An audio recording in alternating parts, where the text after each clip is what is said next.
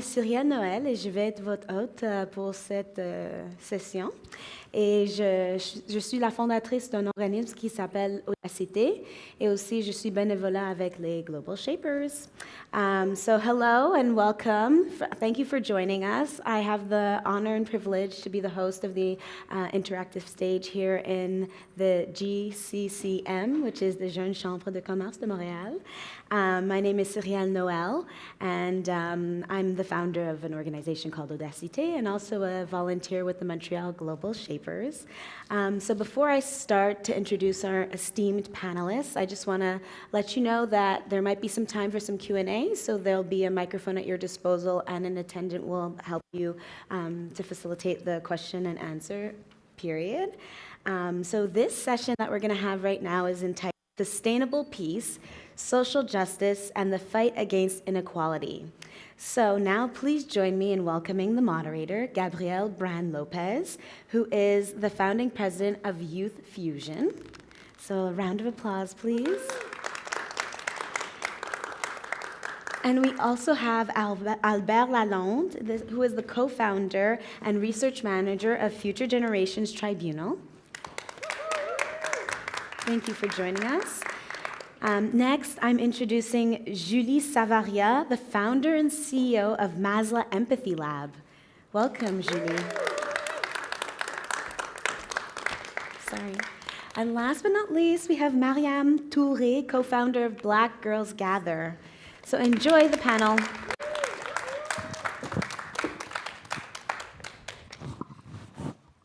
Let's go. We only have 27 minutes. Bonjour à toutes et à tous. So we'll be speaking in English today, and you'll have the direct translation. I'm so happy to be here. I used to be the president of the GCCM, La Jeune Chambre, so I'm thrilled to be back here as a panelist. Thank you for having me. And I'm so thrilled, yes, I'm so thrilled to be surrounded by such wonderful, inspiring people. So because we only have 27 minutes, I'll divide this talk into 3 sections. We'll talk about the past, the present, and the future. And so time is already running out, so I think we should just jump into it. So the first part will be about the past, the impact you've had. So what was your spark? What led you to become a social entrepreneur? What was the spark? What's the impact you're having? What's your story? So we'll start with you, Julie. You tricked me. I'm here for that. All right. So, hello, everyone. My name is Julie Savaria. My pronouns are she and her. And I like to just talk about myself as being a Jedi in chief or Jedi designer. For those of you who are not familiar with the acronym JEDI, it's for Justice, Equity, Diversity, and Inclusion, and it really embodies the way that I approach my work. So really focusing on the justice part, the equity part. So my mother was a Senegalese woman. My father is a white Quebecer from St. Julie, and all my life I've been navigating what I call really that racial line of being into one community and then in another, living most of my life, my childhood, I would say, in teenage years in West Africa with a population that is predominantly Black, and then coming back here where people are predominantly white. And just being able to navigate that really sparked in me that curiosity as to, okay, well, what can we do or how can we live together in a more harmonious way? And I've seen it happen. For those of you who don't know, Senegal is probably 90% now, 85%, 90% Muslim, and you don't feel it. You don't feel like there is a predominant religion. Everybody lives together, everybody interacts together, laughs together. So this instance, and also the fact that I was there at the beginning of a war in Zaire. Now it is the Democratic Republic of Congo. I was there in 1991, survived by just like a millisecond. I'm thinking my mom in her instinct. Let's just say that there was a bullet found on my pillow, but my mom asked me to sleep with her, right, that night. So when you combine all of these things together, this is where Masselin Petit Lab really came into play, where I really wanted to create a world or create an organization that would co-create spaces where we can try and test things. I'm a scientist by training. So I like to test things, test hypotheses, try new things. So really create a space where we can co-create new ways of being together as human beings and just create new systems, disrupt the order, and be able to advance together for a piece that is more regenerative. Wow. Can we please? Yes. And you respected the time. Inspiring and, effective. Albert, your turn. The villain origin story. I guess I come from a family that's always been very politically engaged, part of social movements. That was always part of my upbringing. And I've always been active politically as far as I can remember. But when there was really this tipping point, and what led me to do my work today was really the process when I was in high school. I was in my last year of high school, and then suddenly there was this huge Fridays for Future movement that stemmed around the world. And for me, that was really a deep collective process of reconnecting to our agency. When you were in high school, you're submitted to so many layers of authority. So like the teachers, principals, I don't know, we were dealing with the school board at the time and the Ministry of Education. And then there's your parents that have like this very hierarchical power over you in the society in which we are socialized, in which we, just the mainstream way in which things are. And so we were really embracing our power. There's this word in French that's hard to translate, that's pouvoir agir, that I think is really important. If somebody has a suggestion as to how to translate that, that would be interesting. But it's really about deep connection to agency, but in an action-oriented manner. And so, the first Friday, it started in Montreal with just one Instagram story with a call to protest. And then suddenly we were like 400 people. And that was sort of unthinkable 2 weeks prior. And then 2 weeks later, we were organizing formal strikes in our high schools. And so we were just like, okay, we're going to hold a democratic assembly. We're going to give ourselves a democratic mandate to just block the doors and shut down the school with our bodies. And so we did that. And that was, again, unthinkable. And on that day, it was like just a month exactly after that first protest. And we were suddenly 150,000 people in the street. And that at the time was the biggest environmental protest in the history of Canada, apart from maybe one in one particular context, perhaps. But so, it was really this moment where this continuum between, what you could individually do and what we were collectively capable of, and the fact that the power of numbers actually rendered the hierarchies that had been imposed on us obsolete, and it just nullified those hierarchies. And so I think that for me, that's still like, it's a very spiritual moment, and it still really guides my action. And so it's just about having this like intransigence and this commitment to justice. Like we're in an existential polycrisis right now. And I don't particularly like binary thinking, but I think that we really have to have this steadfastness and this intransigence, and to just like have this deep understanding of what we're capable of individually and collectively, and to be able also to just maintaining that consciousness also that we cannot put limitations on this conception of our abilities. So I guess that's it for now. Perfect, and right on time. So, but I'll have follow-up questions for you right after. And because of timing, we'll have maybe 1 or 2, max 3 questions from the public. So if you have one, just raise your hand, because I want to do it as we go, not at the end. Mariame, your turn. Is this on? Yeah.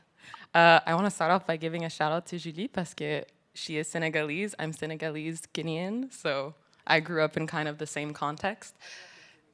Oh my God, okay, we have to chat after. But my story really starts at 17 years old. I'm in an English class at John Abbott College here in Montreal, and my teacher hands me a book, The Bluest Eye by Toni Morrison. It's a book that talks about standards of beauty, discrimination in the 1940s in the US. But most importantly, it's a book that talks about a young Black girl who has the weight of the world on her shoulders. This is the book that at 17 years old, it was the first book I read that was written by a Black author. For someone like me who grew up in Montreal, who went to a school where I was the only Black girl in my class, who was taught the history of Quebec and Quebec only, who was told that my story started at slavery and didn't go before that, who had colleagues that put stereotypes on her and that tried to touch her hair. To read a book like that, where my story was centered, where I was told that you have value, you deserve to be celebrated, it was like coming up for fresh air.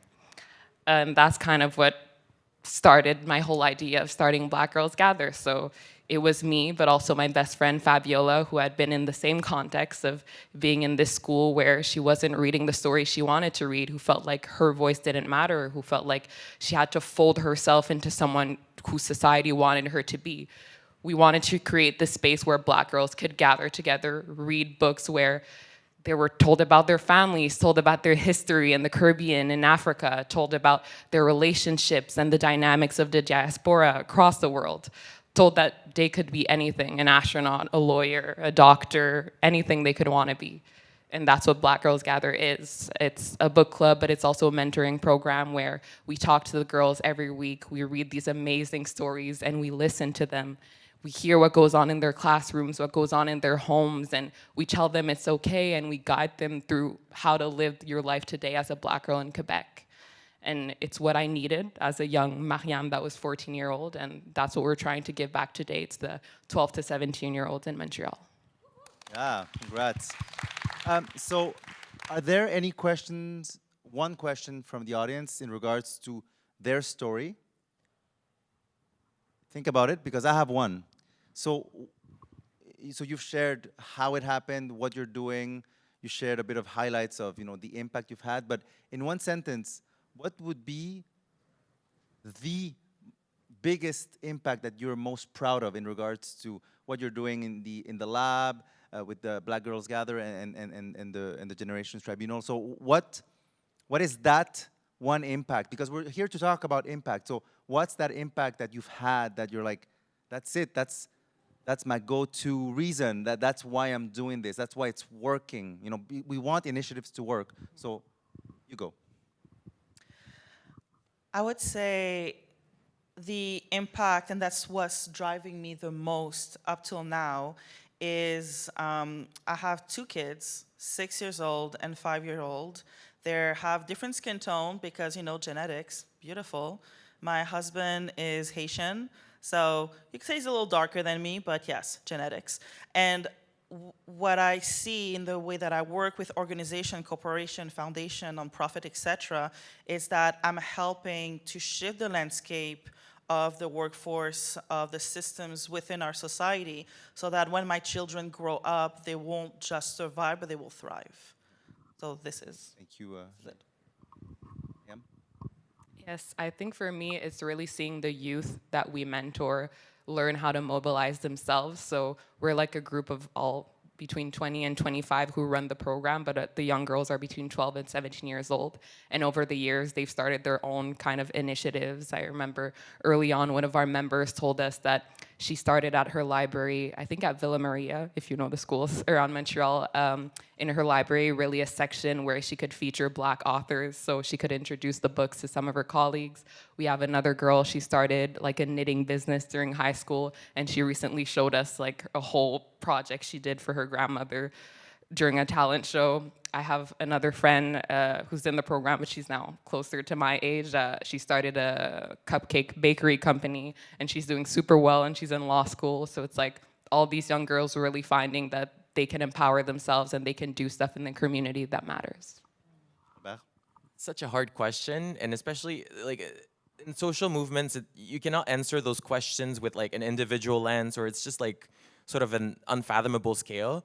But I would say like what we achieved back then in the process that I was describing, and that was like a much broader process, but was actually to create sort of this social consensus of the fact that there is indeed a problem. And now the hard work that we're doing with the tribunal and that I'm doing more generally through, in various ways, is building this same sort of consensus momentum around the solutions, because we have people who believe that the answer to ecological polycrises is electric battery and reinforcing borders, but in fact, it's a project of collective liberation, universal solidarity, and just steadfastness to maintain dignity, fight the rays of fascism, etc. Thank you. So if there are no questions, I'll move to part number 2, which is, oh, there is a question.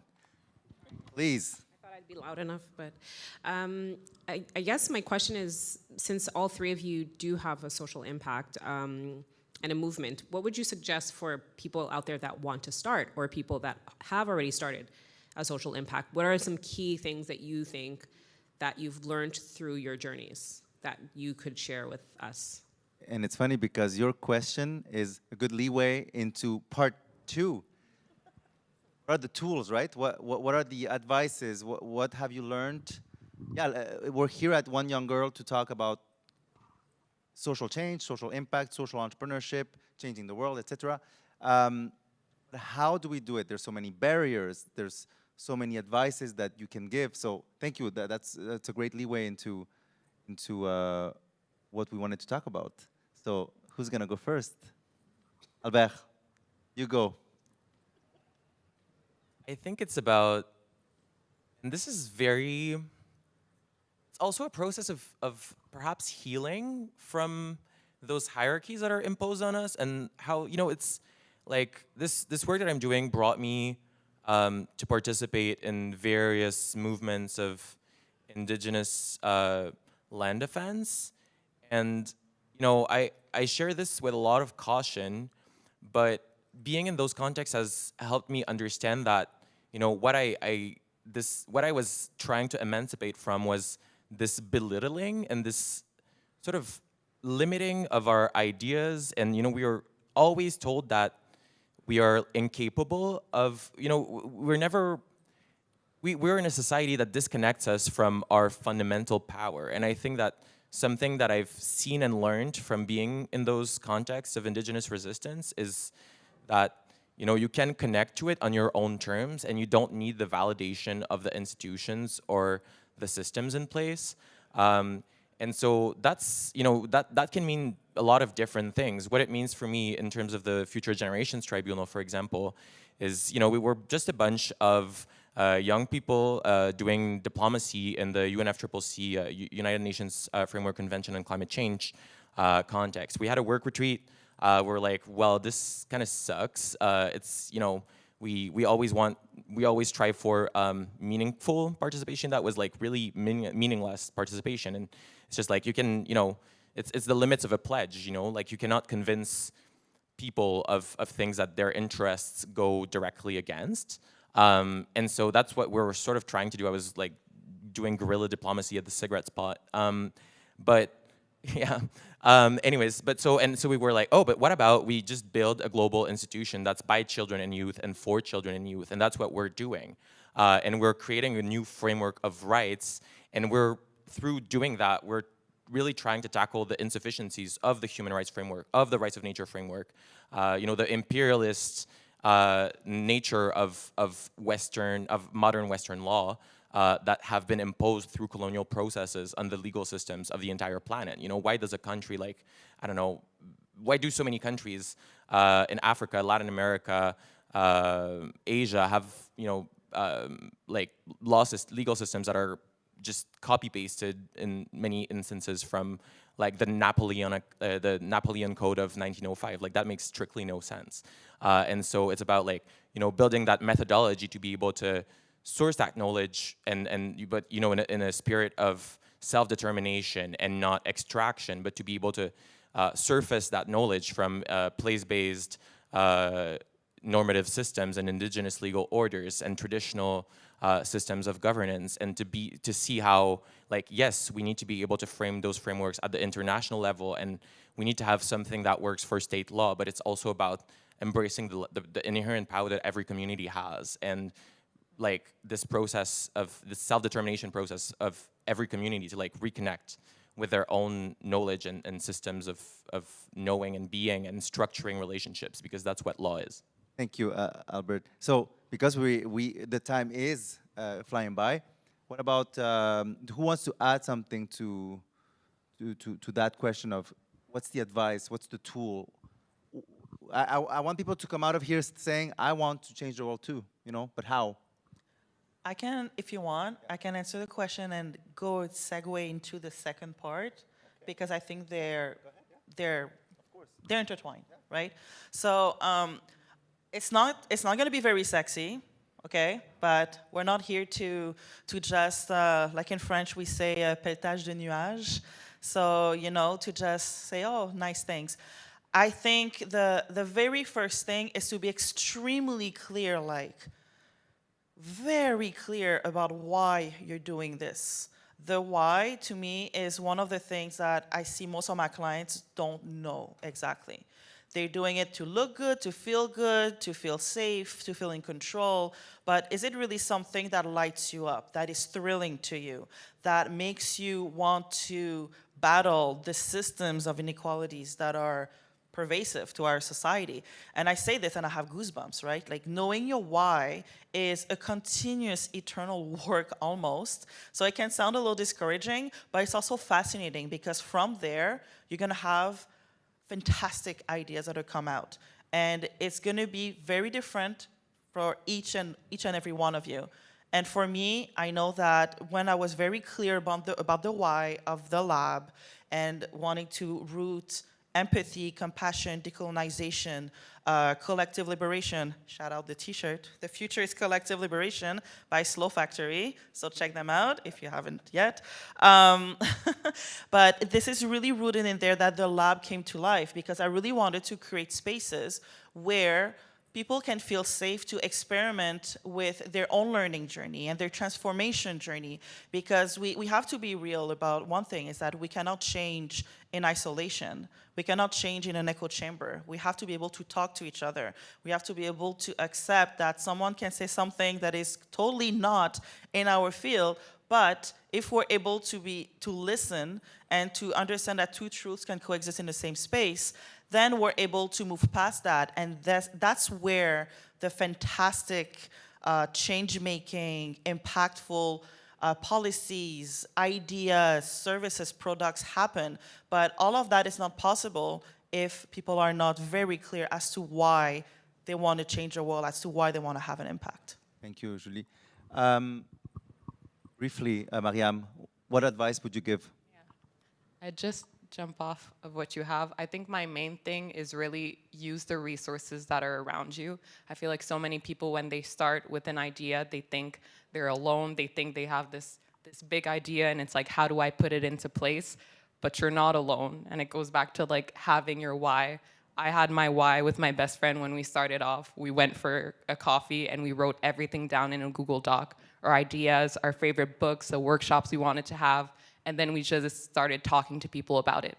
That's how we got all our friends involved, people I was volunteering with, people I went to law school with, other Black girls who just loved reading and who had the same experience. And that's who I launched a project with. And it's really the same thing for you. You have your community wherever you are in the world. There are people there to help you, to support you. If you want to make an app and you just have an idea of it, there's probably an engineer around you that can help you with that. If you need funding, there are people who actually do grant writing. You really just have to know your idea, be able to sell it, and people will merge with you and you'll go super far from there. Thank you. And because we're almost running out of time, we'll go to our conclusion, which is part 3. So you are no longer yourselves. You become. We're going to do a little role play to end this talk. So you are now film directors. And you have to shoot, you're directing the Back to the Future movie set in 2050. Julie, there's a scene in the Empathy Lab. What do we see in that scene in 2050? What's happening? 1 minute. Yes, 1 minute. The thorough understanding that collective change, collective liberation starts with one person. It only takes 3% of a population to start a social movement that can change the actual system. So the Empathy Lab just is really able to root people in going through the individual to the interpersonal and then to the systemic collective aspect of things in a very clear route that has people just cheering on for collective liberation. Okay, thank you. Albert, yes. Albert, you're shooting a scene that deals with peace. That's a difficult one. What do I know about peace? But I think peace is about the invisible. Is peace stemming from the fact that there is justice and that people are living with dignity, or is peace the result of the fact that resistance is met down with the barrel of a gun? And I think that this is a hard question to ask, but it's also one that is very indicative of where we're at currently. Okay. But you'd be willing to shoot that scene? Yeah. Mariame? So my you're directing a scene set in a school, in a high school, and there's a library in that scene, and we're in 2050. What do we see? What are kids doing? How are they learning? What do we see in your scene? So see how I told you that before? I have a book club member who started a section of her library just for Black authors. We don't need to have sections, so we don't need to be divided and put up just for Black History Month, just for that month, and then the rest of the year we go back to the regular curriculum. I want a library that's mixed, full of stories from across the world, Indigenous voices, African stories, Caribbean stories, voices from everywhere that are really speaking about what their realities are. And we're also educating kids in a decolonialized way, like you said before, because it's not normal that we're learning about such things. But yeah, and maybe if I could leave you with a last quote from Toni Morrison. She said, if there's a book that hasn't been written yet, but you want to read it, you must write it. We'll keep that in mind. Yes, we can applaud. So there's miracles happen. We have maybe time for one question. Yes. And then, because of time, maybe reply. I thought you wanted to ask the question. Sorry. My question is brief, but maybe a bit complex. How do you navigate the dichotomy in between like a reformist or revolutionary approach towards collective liberation? Can you repeat that question, sorry? Yes, what I'm saying is how do you navigate the dichotomy of like the philosophical approach of like a reformist or a revolutionary approach towards collective liberation? Who wants to take a go at that one?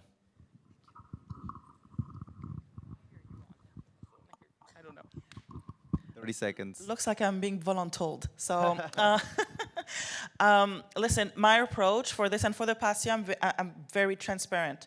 A lot of my work has been navigating conversation around the genocide in Gaza, in West Bank, in Sudan, etc. So one thing that I found was very grounding and helped to go beyond some philosophical barriers or just narratives was really to open up the conversation, and you'll be surprised how people don't know how to talk to each other as soon as they get triggered. So it's to really be able to explore that part of what we call the identity question within a challenging conversation, but we can talk about this later if you want. Well, we have officially run out of time, but we respected the time, right?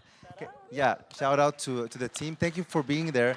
Thanks again to the JCCM for the invite. And thank you all for sharing your stories, although it was brief. You were very inspiring. Thank you. Oui, Thank you to so you. much. Thank you. Merci beaucoup pour le panel dynamique et inspirant. So that concludes this session, and it was really interesting to hear about how we can heal from the past, be active in the future to create the be active in the present to create the futures that we want to see. So thank you so much, and we'll be back in a couple of minutes for another session.